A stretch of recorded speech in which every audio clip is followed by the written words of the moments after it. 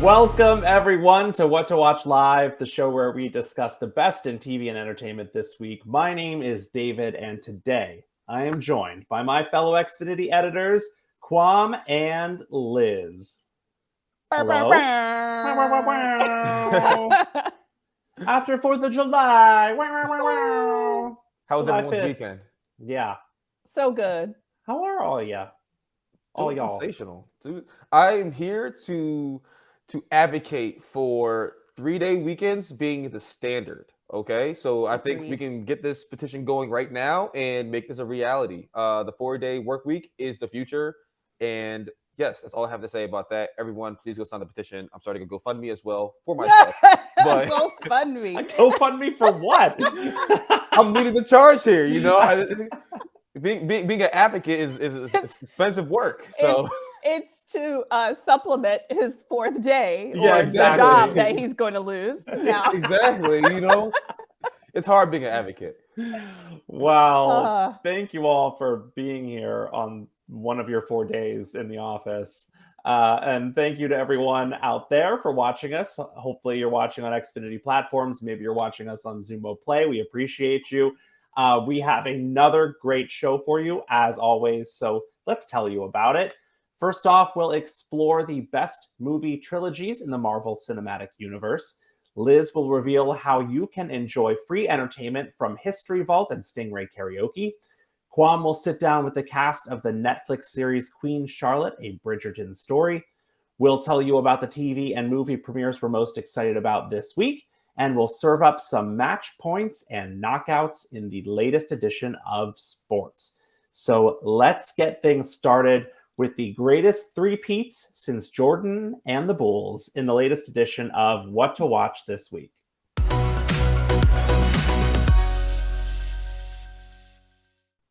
Marvel's Guardians of the Galaxy Volume 3 is available to own on Xfinity platforms starting this Friday, July 7th.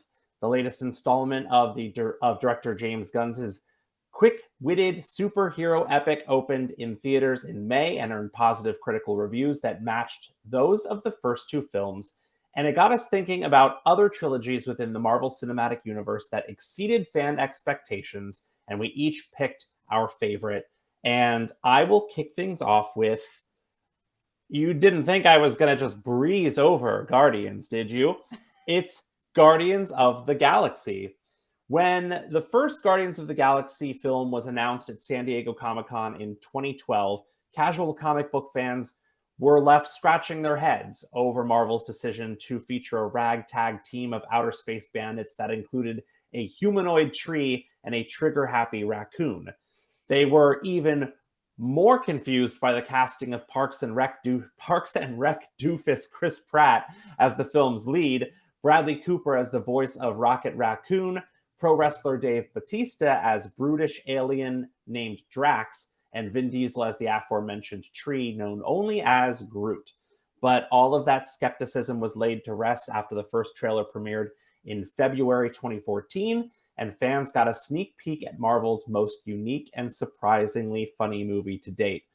And actually, the trailer was so popular that Blue Suede's song Hooked on a Feeling, you know, the ooga chaka, ooga, ooga, that song saw a 700% increase in daily sales, according to Billboard, after the trailer dropped, because people were just so obsessed with it and how it worked in that trailer. And the rest, as they say, is history. Guardians have gone on to join the likes of Iron Man, Captain America, Thor, and Spider-Man in the All-Star Avengers films, and have even showcased some of the MCU's most genuinely touching and emotional moments. And this third film, without a doubt, is the series' most heartfelt. If you've never seen a Marvel movie, I feel confident in saying you can jump straight into the first Guardians of the Galaxy without seeing any of the other MCU movies that came before, although you might need to do some Google searching to catch up before the second film, and even more so after the third film, or before the third film. Or you know what? Like, watch every single Marvel movie from the beginning. What else are you doing? Just go for it. Guys, fans of Guardians of the Galaxy? Go ahead, Liz. I was just gonna say, like, I think that I like it, but I'm not a huge fan of it. I don't know why, because it is funny. Yeah. But I'm not like it's just probably not my jam. I like the more, and you'll see when I start talking about my trilogy, but I like the more like action.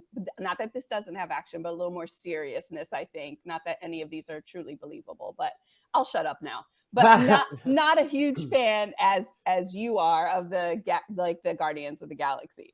I actually don't disagree with you. Real quick, Kwam, like when Guardians crossed over more into Thor and started bringing that like humor into Thor, I was like, this isn't what I want Thor to be. I want Thor to be Thor. I want Yeah. Guardians to be Guardians. Yeah. So I like it here, but I also like my like straight action Marvel movies to be just that. And I think Guardians ended up bleeding a little too much into Thor in the most recent movie and making him also kind of a doofus. So didn't love that. Yeah. Kwam, Guardians fan? So I'm a quasi semi fan because I did like the first Guardians, but then I just didn't watch Guardians 2 and haven't seen Guardians 3. But like I said, the first Guardians was really surprisingly funny, like you mentioned. I loved it. And I thought like you said, the casting is very odd to say the least, but it works so well. And I also love them, throughout the other, Avenger series and all the cameos that they make. Like every time, what's his name? Rocket Ralph. He comes into it. Rocket Ralph. I'm thinking of Wreck-It Ralph. Rocket. Wrong Disney property. Rocket Raccoon? Rocket Raccoon. Rocket Ralph is amazing. He's a whole new character. I'm always good for one flub, But yes, the raccoon guy, Bradley Cooper's character. I always love when he comes on. I don't know. I love like really abrasive characters, and also how he's like a big softie for Groot. And speaking of Groot, Vin Diesel is just collecting checks. The fact that he has one line, and I know he's getting paid that Disney Marvel money for the easiest job known to man. He doesn't even have I'm sure like they have some stuff on his face so they can capture like facial reactions, but he's a tree. So it's like he doesn't really have to do that much. That's the life I want. That is a soft boy life if there ever has been one. I mean, even if they're capturing his facial expressions, it's Vin Diesel. So it's not Meryl Streep out there. He's not giving a Golden Globe performance. No, he's not. But he's collecting them checks, and in between that and the Fast series, he's rolling in dough. Yeah. But I think it's time for me to finally just go in and watch all the Guardians of the Galaxies start to finish, because I hear awesome things. I've heard awesome things about the second one, and even better things about the third one, which I love. I love when a trilogy can end on a high note. So I think it's time. And you convinced me. Awesome. If only I had another 3-day weekend to spend the extra time to watch all the series. But hey. So speaking of trilogies that might have not ended on a high note, Liz, what did you pick? The shade, David. Oh man. So unfair. Sorry. Oh man. Well, my trilogy, can I say that today? Say that 3 times. My trilogy is Spider-Man, and we're talking about the original Spider-Man with Tobey Maguire as Peter Parker. So interesting. So before this last movie came out, the Spider-Verse, Across the Spider-Verse, Spider-Man Across the Spider-Verse, my daughters and I decided that we were going to just binge all of the Spider-Mans. And this is how we started. And we started with the first, the second, and the third. And I just want to plug that we have a really great collection on our platforms. If you say Spider-Man into your remote, I mean, you can get into any of the multiverses. You can watch all of these right here with Tobey Maguire. You can watch Andrew Garfield as Peter Parker. You can watch all of the Tom Holland as Peter Parker and all the rest. So definitely check that out if you say Spider-Man into your remote. But back to these. I love Tobey's my guy. And when I think about Spider-Man, I think about Tobey Maguire. I mean, he is just so perfect at being just that unassuming superhero, and what I love about Spider-Man. So in case you haven't seen Spider-Man and you want to, where do I start? You want to know where you start? This is it. Start with Spider-Man 1. And this is where he, defeats Green Goblin. Definitely in the second one is where he meets Dr. Otto Octavius, or Doc Ock. And then in that third one, we see the introduction of that black suit, and actually the new Green Goblin. So definitely check them out. They are all available on FXM, Disney Plus, and Netflix. And again, you can just say Spider-Man into your remote and watch these three along with all of the others on our platform. But what do you guys think? Obviously, I mean, not you, David. We're not going to start with you. Kwam. So these are the Spider-Mans that I grew up on. Right. My original Spider-Man, even Same. though I would consider the animated series my original Spider-Man. But for movie form, this is my original. And I really do have fond memories of these movies. Namely the second one. So I have a fun story. When the second one was coming out, this is back in 2004, I think. Yep. When you still can get burner CDs of the movies, and somehow we got it before the movie even came out. So we had a CD of Spider-Man 2 before the movie even came out. Yeah, I know, somehow. I had connections. That was a plug, okay?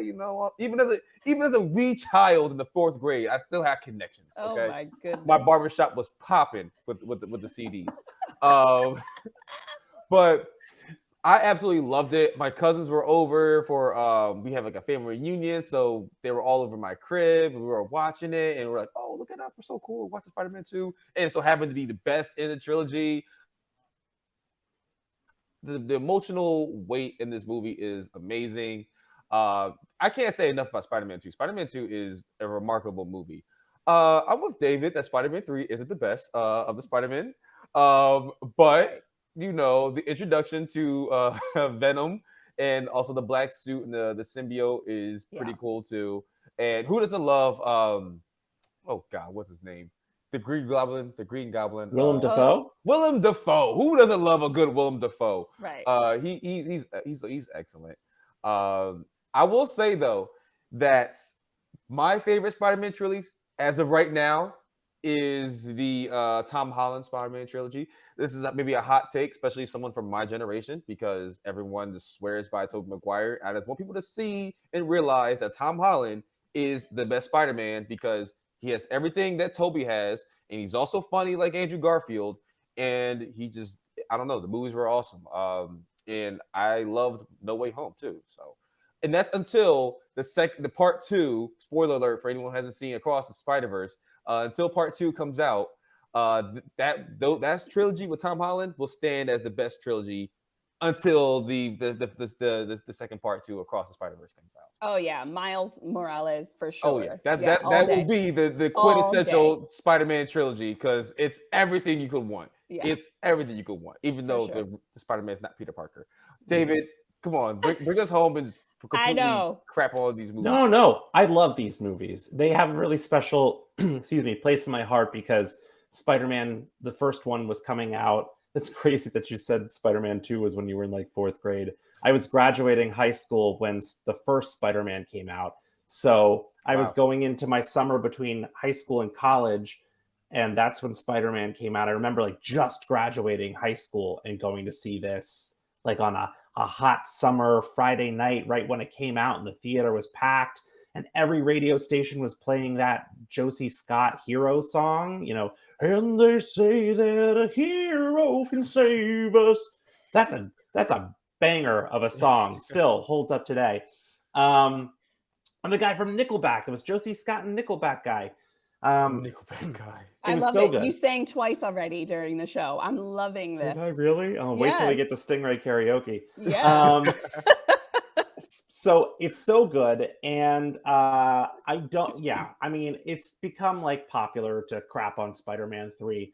But I will say that I think bringing back Tobey Maguire in Spider-Man No Way Home has in some way made Spider-Man 3 seem less abrasive because it's not Tobey's farewell. Yeah. So we have more and we got a better ending for Tobey in like the cinematic universe. So like I kind of don't mind that Spider-Man 3 was like kind of crap because we got an emotional ending for him that was befitting what he did in that role. And the last thing I'll say is we've done it on the show before, had debates about the fact that some actors are good in costume and some are better as their alter ego. I think Tobey was a really great Peter Parker, but like not the best of all the Spider-Man men. Agreed. I think Andrew Garfield was a very good Spider-Man, but not the best Peter Parker. And I think Tom Holland is the first who's really like captured both roles. He's good as Peter Parker. He's good as Spider-Man. That's just my opinion, but I do love this trilogy. So yeah, I love that. I hadn't thought of that, and you putting it into that perspective is definitely true. I see that, and I totally agree with those three. Love Thanks. it. Hey, and you know what? Just for reference, you guys all gave your age. I remember leaving my 2-year-old daughter with my grandma so that I could go on a date with my husband to go see Spider-Man, the first Spider-Man when it came out. So yeah, we were all definitely we definitely have some really great memories and in all different places in our lives. I love that. Love it. Yeah. Quam, bring us home with your trilogy. Thank you, Liz. Love it. Well, as I mentioned, the Tom Holland Spider-Man trilogy is the quintessential trilogy. But for this conversation, this trilogy is, in fact, the best trilogy. And that is the Captain America trilogy. I honestly think this trilogy is low-key underrated, but there are trilogies because they are all their own story. And Captain America has the best, honestly. So with the first Avenger, we're kind of setting the whole Avenger plot line. So a lot is riding on Captain America, even though we already had Iron Man and Thor. I think, Captain America was the glue to keep everything together. And what a banger of a first movie. Even though it's not my favorite Captain America movie, it's got a lot of action. It introduces us to Steve Rogers, and Chris Evans as Steve Rogers is like the perfect fit because he's so innocent, especially when starting out in the movie, but he's also like very, you could tell that he has a lot of values and he really embodies what Captain America is supposed to be. And you see that really in the first movie. He's supposed to be just a propaganda piece for the military, and he's like, bro, I'm actually trying to get into some action. I'm trying to do some good here. And they're like, no, just be the face. And what I love is that continues throughout the rest of the series. And so with that, let's just get right to the second one. Winter Soldier is just badass, okay? Everyone in that movie is just badass. Captain America, the actual Winter Soldier, the government, everyone just doing their thing, okay? And again, mentioning of like the military and the government piece to it. Captain America is seeing that something's amiss here. Something's not right with my government that I profess my love to. And he finds out that yes, some shady stuff is going on. Hydra is taking over, and he's like, bro, what is happening? Like I mentioned, Bucky as the Winter Soldier just for me stole the show. I mean, you can see him in the poster there, like in the back, this menacing looking, this on looking and just being super menacing. He kills it. And even Nick Fury. I love Nick Fury in this movie too. I love everything about the Winter Soldier. It's sensational. And then going into the third film, continuing that, that thread of the government maybe not being the best, kind of ordeal. I just love criticism of our government. It just makes movies so much more just nuanced. And the fact that it's Captain America, the embodiment of America, being the one who's like critical of the government is just chef kiss in writing. And with Civil War, I love that you can see both sides. So for those who don't know, Civil War, it's like the something accords. Pretty much all the destruction the Avengers are causing is like, hey, we need to rein y'all in and put some legislation in place and have some government oversight. And Captain America is like, bro, y'all are shady, and why would I trust y'all? Iron Man, on the other hand, it's like, no, I've seen the destruction my technology can do. I've seen what we've caused, and we definitely need some oversight. And then, boom, you have Civil War. There's a little bit more nuance into it, but who cares about all of that? We're here for the action, baby. And the Civil War fight, with all the heroes just going at it is a masterclass. It's everything everyone could have wanted. You get introduced to the new Spider-Man, Tom Holland Spider-Man, my Spider-Man personally. You get introduced to the Black Panther, and this is honestly, I think, the coolest the Black Panther is in film. Personally, rest in peace, Chadwick Boseman. I think he killed it as his introduction and as the Black Panther. And yeah, there's just so much this underlying threads that are going on, and it really sets us up for Infinity War just so amazingly. Just with everything that happens in Civil War. So yeah, Captain America, the best trilogy there is, and I highly recommend that you go watch it in case you haven't. It's all on Disney Plus. I'm sure you two have the exact same feelings that I do. So don't we need your opinion, Brad? Next segment. David, what do you think? No, I think they really hit gold with Chris Evans as Captain America. I don't think you could have cast a better actor in this role, which is crazy considering that he had already played a Marvel superhero and it failed massively. He was the Human Torch in the Fantastic Four, and it was not a good movie, and it tanked at the box office. And somewhere along the line they said, we're going to give this guy another chance and make him the centerpiece of our two biggest heroes in this Avengers universe. And really bold, but like it really paid off, and he's very good. And the last thing I'll say is that I don't really read comic books at all, even though I love these movies. But when the Civil War arc came out as like a mini series story arc, I used to go to the comic book store weekly to buy those books because it was fascinating. It was essentially the government saying, all superheroes have to register with the government and reveal their secret identity, or you're an enemy of the state, basically. So it was a question of, who's going to reveal their secret identity to the world, who will become an enemy of the state, who will the other superheroes turn on. There were spin-offs, there were like little mini series, and every series in Marvel Comics was dealing with this. So there was the main storyline. But then if you got the X-Men comic books, you saw how the X-Men were dealing with it. Or if you went over to the Iron Man comic books, you'd see how he was dealing with it on his own. So it was really, really fascinating. And when they announced this, comic book fans almost lost their mind because it was one of the best storylines in many, many years. So the movie definitely lived up to the hype.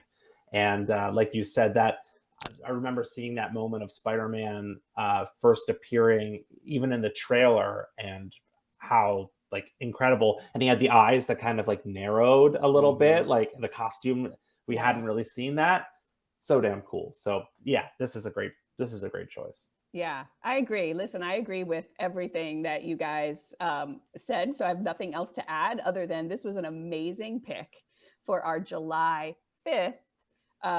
Right after Independence Day and all things, celebrating America. So I love it. I love that you chose this and we got to talk about it. Well, awesome. Thank you, Kwam. Very good. Yeah. Very good choices from both you and Liz. And you can check out all the movie trilogies we just talked about and so much more simply by saying what to watch into your voice remote. Next up, celebrate Independence Day with a little bit of history and a little bit of karaoke in a segment called Free This Week.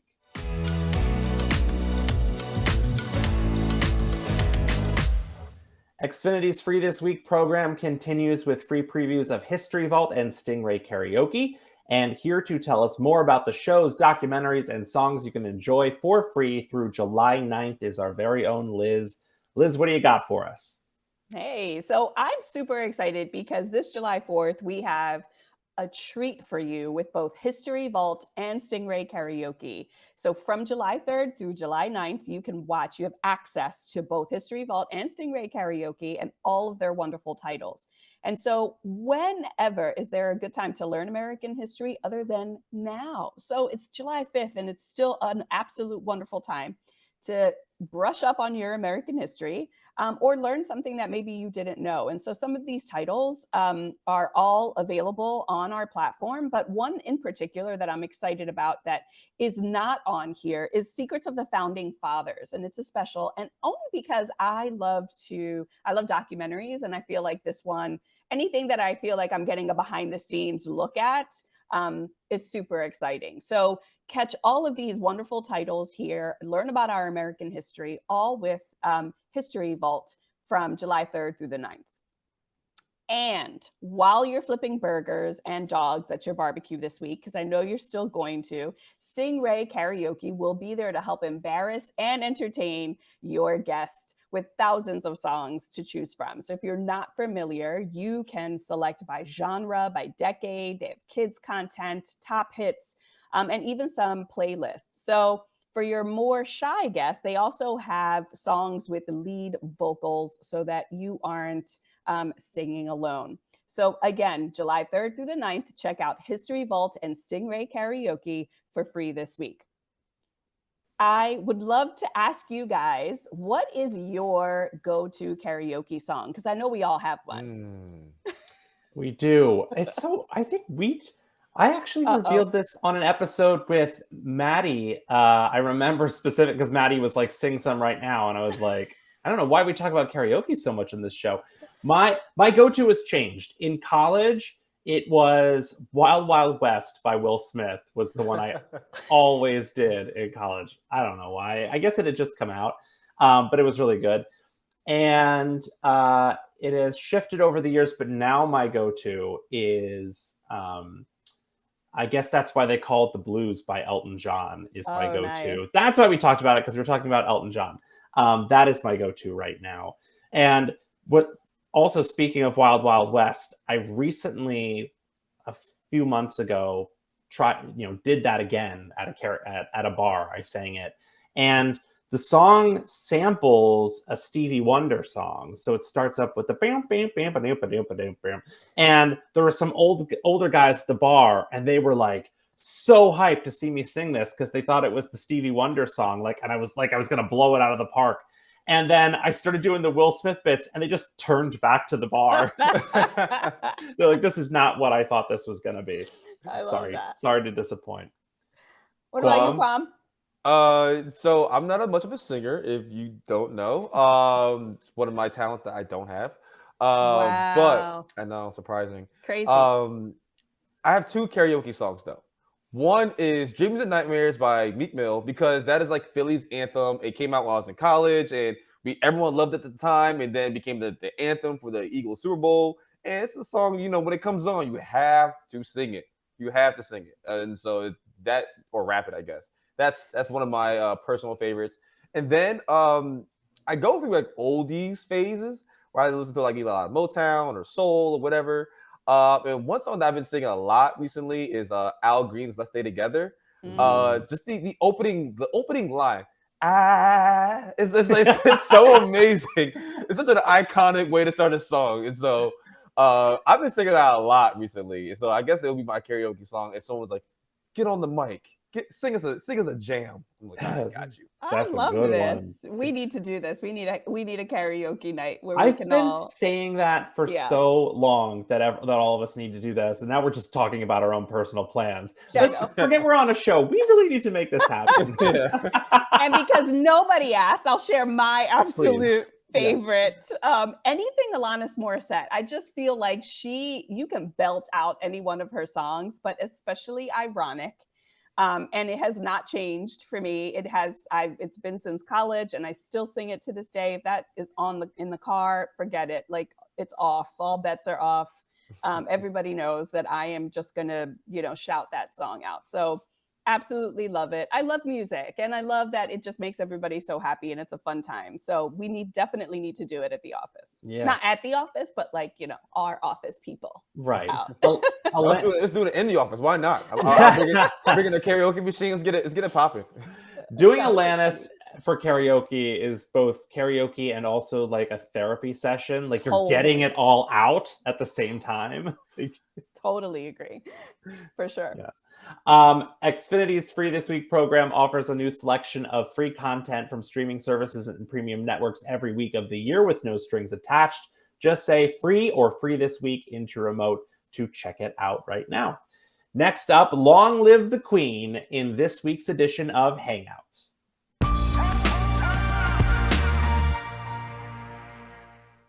Netflix recently premiered a brand new series called Queen Charlotte, a Bridgerton Story, which, as you probably guessed, is a spin-off of the wildly popular Shonda Rhimes costume drama Bridgerton. And our very own Quam recently sat down with the cast of for a brand new episode of Xfinity Hangouts. Quam, tell us about it. Now, Yes. do it. Now, okay, I will tell you now. No, I had this amazing opportunity to sit down with the cast of Queen Charlotte. Everyone was so amazing. They're so British, so they're just like instantly charming. And so it was such a fun interview. I especially loved my time with Arsima. She was an amazing. I have a clip I want to show y'all, but let's first see the trailer. The pieces fall into place. Your Majesty, I'm Lady Agatha Danbury. I'm to be on your court. And we shall be great friends. Be careful. You are the first of your kind. You must secure your position. Where is the king? The king cannot see you now. Charlotte, I require privacy. She is his wife. She should know. There is nothing to know. What's happening? I do not want to fight. I want to fight with you. Fight with me. Fight for me. Your Majesty, your focus should be your country. You are our queen. Honestly, something that really struck me was how Lady Danbury was able to finesse in her cunningness. You know, she wasn't always in the most advantageous position, and she had to really, outwit some of her contemporaries to get what she wanted. And it made me think about all the powerful women in history that might have not gotten the credit that they deserved just because they were overshadowed by a man. And I honestly want to get your thoughts on this. Did you come to a similar conclusion? I mean, yeah, I think the position that Lady Danbury plays is, I couldn't help but think of Black Panthers, and that being one of those moments in history where men really became the face of a movement that was led by women. And so I was completely enthralled by delving into a character that would have the space to really, you see her do the work that's in the shadows, and how revealing and exposing is that to show kind of the reality of what it takes to impart change on society. You see her essentially become a martyr for the cause. Like, she'd rather do nothing else but fight the fight for other people, because that is the thing that fulfills her more than a man could ever. Yeah, I know her response was so it just shows how intelligent she is and how well read she is. And it's crazy because I didn't even make that connection myself. Later in the clip, I say, that's such a powerful connection. I just got done reading a Taste of Power by Elaine Brown, who was the first and I think only chairwoman of the Black Panther Party. And she really gives a really in-depth, look into the Black Panther Party, its, flaws and all the great things that it also has done. And the fact that she was able to make that, that connection there was it was unexpected. I did not expect that response from her. And so she was amazing. The rest of the cast was amazing as well. I really love Golda. I hope I don't butcher her name. Rochevelle. I think I said that right. Golda, if you see this, please don't, murder me. She was awesome. I loved her energy. She just had such a dominating force about her. You can see why she was chosen to play the older Queen Charlotte. And she was just dripped out, she just had so much style and fashion pizzazz. I'm like, yes, sis, come on now. Let me hold some of your pieces of clothing, your jewelry. And the whole series in itself, Queen Charlotte, A Bridgerton Story, was, for me, surprisingly really amazing. I was not a huge, Bridgerton fan before watching the Queen Charlotte, this is a prequel. And it made me a fan. It definitely made me want to go and watch the rest of the Bridgerton series because it's just so well acted. The plot is, I love history that's kind of like, kind of funky. Kind of like Tarantino-esque, where you're just like kind of changing things. And so it was really dope. It was really dope how it interweaved actual history with this brilliant storytelling. Did y'all watch the series at all? Did y'all watch my hangout? Thoughts, opinions? Go ahead. I know Liz is a fan, so I'll go to Liz first. Oh my gosh. I really was. I am a fan of Bridgerton. I was a fan, still am. But I have to say that there are very few times where a spinoff is as, to me anyway, this is my opinion, as successful or even more successful. And this one was it for me. Like, I felt like Queen Charlotte was, dare I say, even better than Bridgerton. I loved it. I loved every second of it. I loved the powerful women in here. I loved how the storyline, when you talk about like history and really taking history and flipping it on its head and still telling the story of history, but in a way that no one expected, right? An all Black cast. I mean, not all Black, but our main characters being Black, and just so seamlessly woven into the storyline. And I loved that they addressed it, but in a way that was still, consistent with history. Yeah, I mean, I could go on forever, but I have to say, I really, really did love Queen Charlotte for sure. Yeah, I think that I'm was ready a for powerful another point, one. Liz. I mean, I think you saw it in the show itself, where they addressed like race, but in a really subtle way, where it's not like very overbearing or just like trying to like, preach a message. It was very subtle and covert, in how they, interwoven that thread. Yeah, and I'll just add that I did love the first season of Bridgerton. It was one of my favorite things of that entire year. I did not love the second season of Bridgerton, which I think prevented me from watching this. But it's clear that I do need to give it a shot, because if Liz is saying that it might be better than Bridgerton, that it's better, because I know that Liz and I shared a love for at least that first season of Bridgerton. For sure. I think just the powerful, it's just the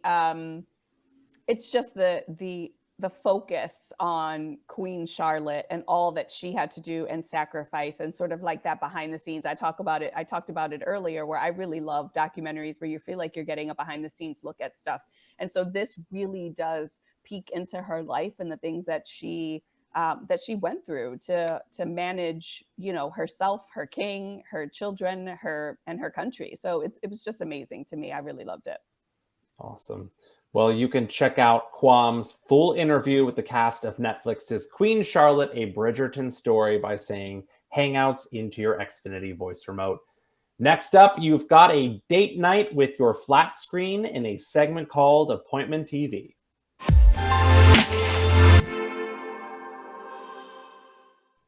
Every week, the Xfinity editors pick the TV show, movie, or special event they are most excited about right now. And since we are off next week, we've doubled the number of picks, so you'll have plenty to hold you over until we return. This week, we kick things off with Liz. Liz, what do you got for us?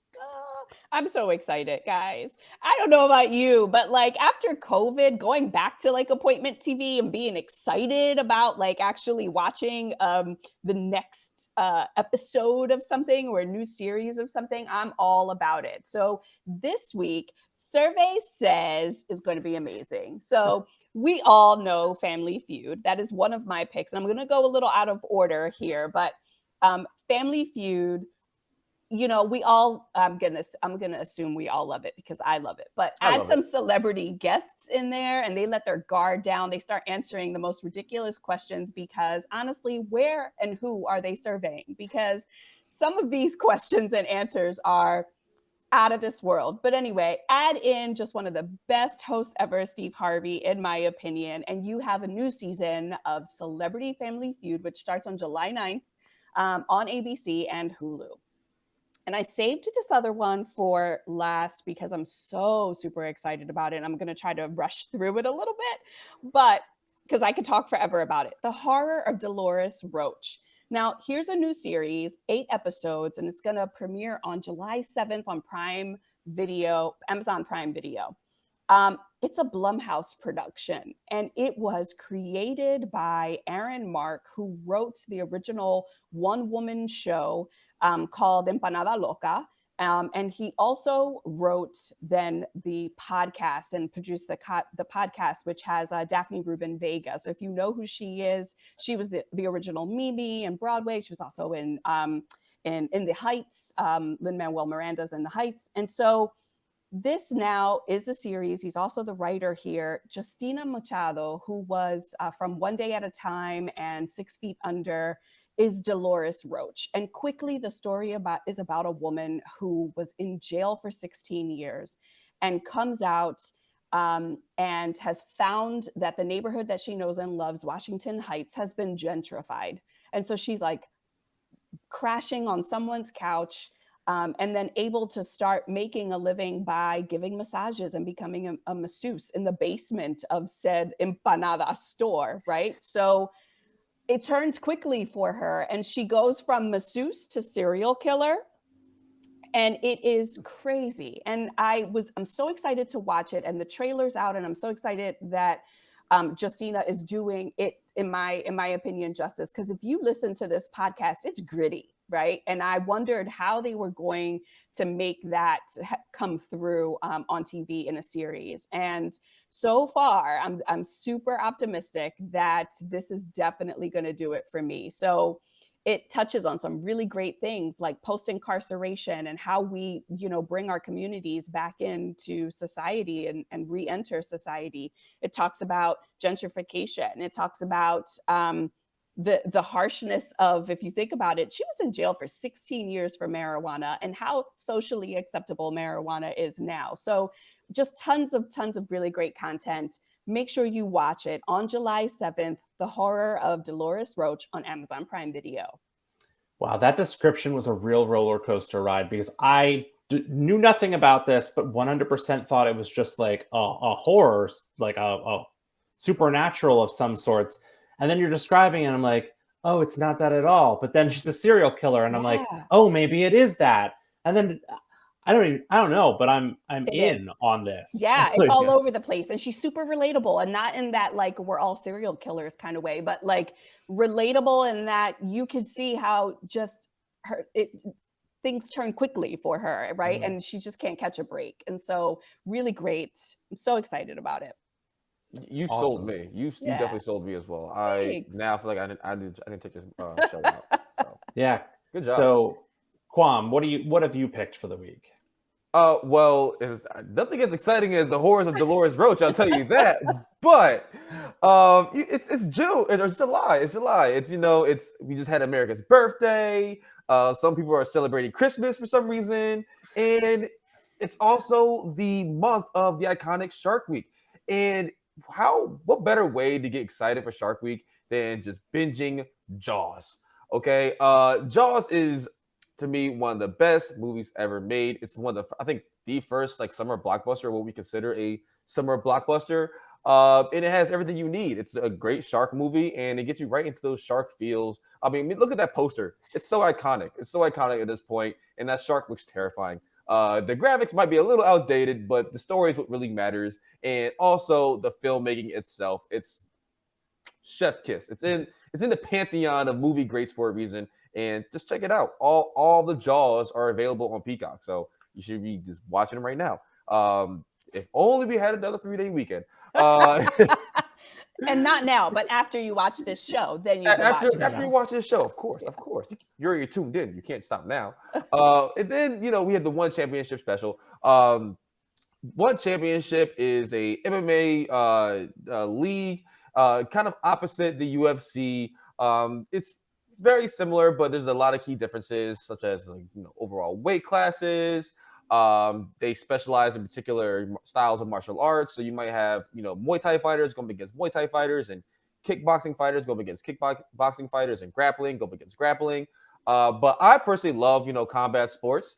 No spoiler alerts for the next segment. But I loved one championship. It features a lot lesser known fighters. Like one of the key things about one championship, or I guess I just should say one, is that they focus on Asian fighters and focus on the Asian region. So it's the biggest Asian MMA promotion in the world compared to the UFC, which is like the global brand. And it has a lot of great fighters, and I love that everyone has respect for each other. I think that's something we don't see um, often enough in combat sports, where there's just this, even though y'all are warriors going up against each other and trying to bloody each other and almost kill each other, to have that level of respect for your fighter, your opponent, is something that I think should be, more embraced across, all combat sports. And if you know Rod Tang, he's an animal. I don't think he's fighting in this particular fight, but he's an animal. He fights in one championship. If you don't watch one, you need to, especially if you love combat sports. For Rod Tang and Demetrius Johnson, Mighty Mouse, he used to be in the UFC. He's a beast. There's so many great fighters, so many great women fighters. Oh my gosh, I'm about to go off a tangent. Just great. Just great all around. Great all around. Watch one. You will not be disappointed. I'll throw it to you, Liz. Do you watch any combat sports, or are you a fan of Shark Week? Are you a fan of Jaws? What do you like here? I am not, but you sold me on the one championship. I didn't even know that this existed, honestly, and would be excited to watch that. And Jaws, yeah, I watched it as a kid. It was really scary to me, I think, and didn't realize that. I mean, I did realize, I guess it's amazing to me that it's still, after all of these years, just has continued to like live this life of it's like new all over again, always. But yeah, I'm into it for sure. Yeah. And David. Kwam, the one point that stuck out to me that you made is the 1 point. You hear the 1 point. You hear sometimes guys who have been like lifelong friends have to face each other in a match, and they're like, oh, we sparred together, we've known each other since teenagers, we're friends. I'm like, I don't know how you then go and just pound the crap out of each other. Like, I would need to have, before the match, would be like, just say some awful things about me, like insult my mother, because I can't hit you unless I'm really, really mad at you. But you also see sometimes the matches end, or the fights end, and they get up and like give each other a hug and they're smiling, and it's like, I don't know how you just turn it off and turn it on like that. But do, especially after like the fiasco we saw last month with Floyd Mayweather and Gotti's grandson, all of them fighting after the bell and all that. Like, it's nice to see a little sportsmanship in combat sports. So fully support that. That was just ridiculous. And it's like, come on, bro. This is an exposition. Right, like, exactly. You're going up against Floyd Mayweather. You think running up on Floyd is a smart idea?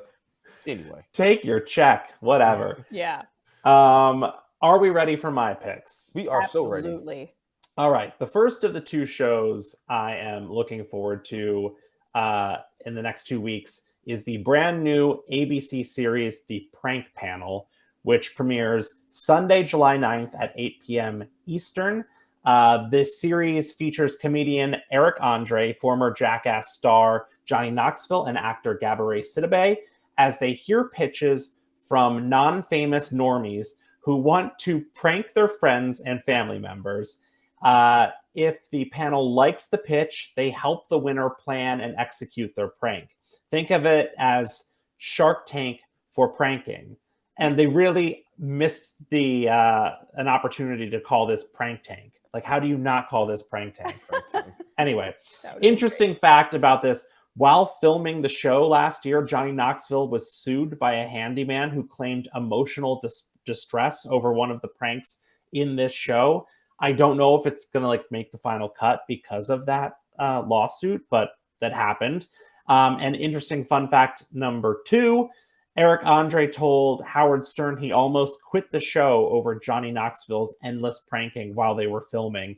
And he got to a point where he felt like he was constantly looking over his shoulder, waiting for Johnny to like hop out and slap him in the face or like shave his head or something else. And he just could not take the stress. So he had to go to the director and say, like, I don't know how to handle this. And I believe Eric said that the director told him he's just got to give it back to him. Otherwise, Johnny will never stop.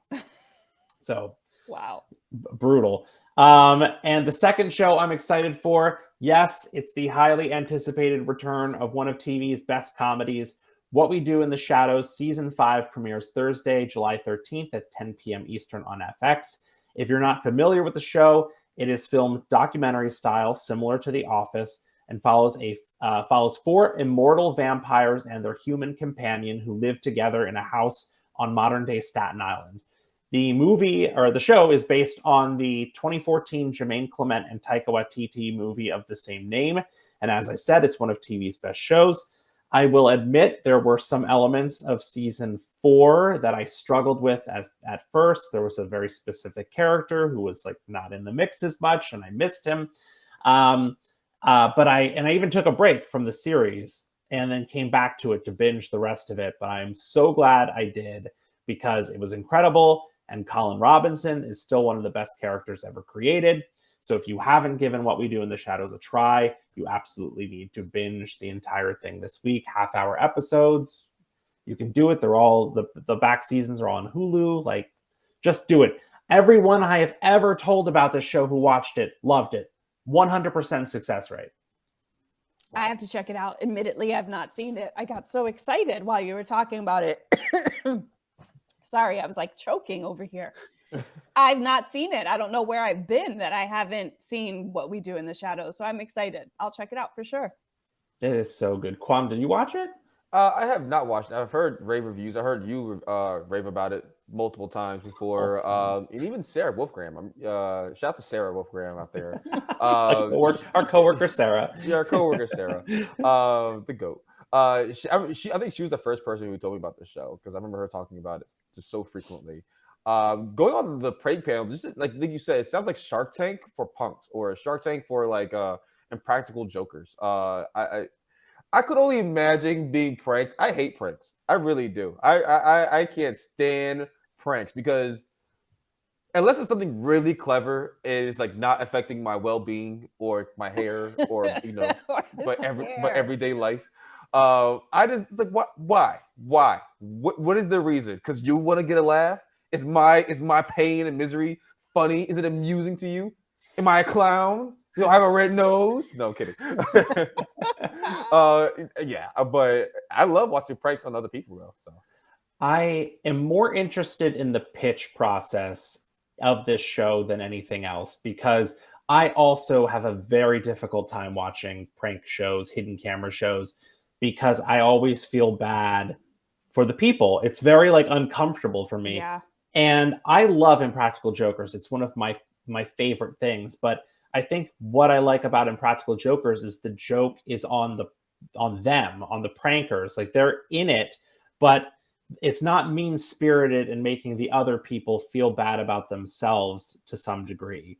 And so that's what I love about it. But when you're pranking someone, the point is to like hurt their feelings somehow. Like, and so I don't know how I'm going to do with this, but I am very curious and not really sure how Gabby Sidibe got into this show. Like, Precious I know. is on the prank panel. Maybe she's a huge prankster. Yeah, maybe she's like, what if she's the one who pitched the show? You never know. maybe I've just miscalculated that the famous prankster Johnny Knoxville and Eric Andre were not the ones who came up with this show. Well, that's that. Check out all the shows, movies, and specials we just talked about, and so much more by saying what to watch into your voice remote. Next up, we'll explore the two sides of Kwam in this week's edition of Sports.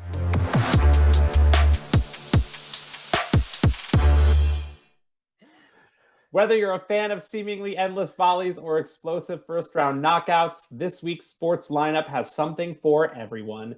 And if you're our friend and colleague Kwam, who is himself a little bit country and a little bit rock and roll, this week's events appeal to both sides of his infectious personality. Kwam, tell us why you are so excited about sports this week. Thank you so much, David. And yes, as I mentioned before, I am a huge combat sports fan. Just to give a little bit of backstory about ye old young Kwam. I used to watch a lot of Dragon Ball Z, and I idolized the character Goku, who did martial arts, and he was just ultimate, just the best fighter ever. And it made me want to be a really good fighter. So I took Taekwondo classes when I was a youngster. When I went to college, I did boxing for a little bit. And then out of college, I did Muay Thai and MMA. So I say that to say I'm a huge combat sports fan. And UFC 290 is looking like it's going to be a great event. Between the main card, we have Alexander the Great and Eor Rodriguez. I'm gonna butcher his last name, Alexander, so I'm not even going to try to pronounce it. But these two fighters are just amazing. Alexander the Great, he's currently the champion, defending his belt against Ayer. And he's just a brawler, he has a boxing background and a wrestling background. And if you watch his fights, you can tell he's just trying to throw hands. He's like, I don't want to do all the kicking. I don't want to do all the grappling. I'm just trying to give you the paws, the fisticuffs, if you will. And I can respect that. I love that about him. He's only like 5'6", but he's just such a brute, and he's a force to be reckoned with. But Rodriguez isn't no slouch either. Watch his fight against Max Holloway. You'll see that he is an absolute savage himself. His striking repertoire is sensational. He will try anything and everything when you least expect it. And I think that, Alexander, while he is the favorite, I think he will have his work cut out for him. I think, Ayer, he's going to have to be on his A game. But I think ultimately the fans are going to be in for a treat. David, I know you're a wrestling fan, but do you like mixed martial arts or boxing or any kind of combat sports? I do. I am a huge combat sports fan, more so boxing, because that's what I grew up watching. My grandfather loved boxing, and I also grew up in the era of Tyson. So it was just all around. I just remember being a kid, young teenager, hearing about I wasn't buying the fights at that time because, who had the money? We didn't have the money to buy those 5-second Tyson fights. But I remember eagerly listening to the news or seeing how I could find out the next morning if he won or not. And of course, he always did. So I've been a boxing fan ever since. I don't watch quite as much UFC, but I love when they have the fight nights on ESPN. I'm just totally fascinated by it, and I would be ended so quickly in any of these situations. Get me in the ring, it would be instantaneous. First even whiff of a glove at my face, I'm like, I'm out. I'm good. You won. You win. You can have it. I think Kwam likes to think that he could hang in there, but I don't know. I think any one of us up in one of these rings, we have no chance. Against a professional fighter, I'm not going to disrespect them and put myself in that ring because I'll destroy them instantly. It's not even a challenge. Why would they even want to step in the ring with me? That was not what I was expecting you to say. But No. These guys are trained fighters. They're trained killers. It's been a long-standing joke. I don't know if it's real, but you have to register your hands as weapons when you're a fighter. I don't know if that's true, but it probably should be if it's not, because I don't know, one punch from these guys and it may be your last time, seeing the stars. But yes, check the fight out. UFC 290. The pay-per-view will be on July 8th. And moving on to the Wimbledon, another little anecdote about young Kwam. When I was a kid, my dad, I don't know why he did it, and maybe he was feeling cheap this year, but during the summer, he did not put me and my sister into summer camp. No, he put us into tennis camp. Again, I have no idea why, but it gave me a newfound respect for tennis, and actually made me love the sport. He used to watch tennis all the time, and I was like, this is interesting sports for you to watch, Dad. Usually watching basketball and football and boxing, and here you are watching tennis. But until I got on the court myself, I did not realize how just intense the sport is. Just learning how to volley, throw the ball up and serve it, is a challenge in of itself, let alone learning how to return the serve. It made me realize if I had to return a serve from Serena Williams, I would quit, because her balls are coming at you 200 miles per hour, and I would be terrified. I'll be the guy who gets like pegged in the face with a ball. And so the 2023 Wimbledon is going on right now, and it will be going on through July 16th on ESPN. Check it out. There's a lot of great competitors. I personally love Coco Gauff. That is my girl. I'm rooting for her always. But there's also a lot of other, talented tennis players. One from Siberia, not named Nikola Jokic. It's Djokovic. Thank you, Brad. He is a beast. He's a monster. He's an absolute savage on the tennis court. And yeah, do y'all watch tennis? Liz, David, are y'all tennis enthusiasts like myself? Or you're not about that life? I don't. I first of all, I'm nothing like you, Kwam, because you're just amazing and there's no one like you. Please, so please stop. he's like, please stop. Please stop. Keep going though. Keep going. I remember, so quick story. I also got, for some reason, I don't know what it's, something happens to you as a child that maybe our parents think that we should play tennis. Because my mom bought me a tennis racket one year and did nothing beyond that. So I just got a tennis racket. So random. Here you are. She thought I would really enjoy it.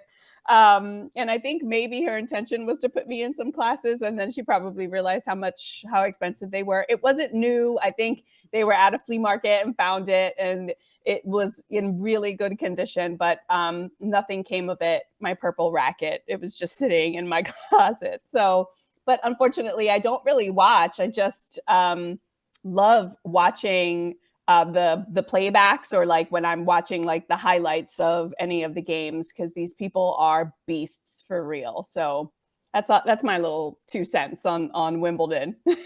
Yeah, I love, like with most sports, they're all better live. I wouldn't sit down and watch tennis probably on TV unless there was some big like notable match, like a Serena in a finals. Yeah. I'll sit down and watch. But I did get the chance to go to the U.S. Open a few years ago and got to see Venus play on one of the side courts. I'm like, how are you putting Venus Williams on one of the other courts off to the side? But I guess just how she ranked that year, and sat out in the blazing hot sun. I have a hilariously embarrassing photo. I've sweat through my entire shirt.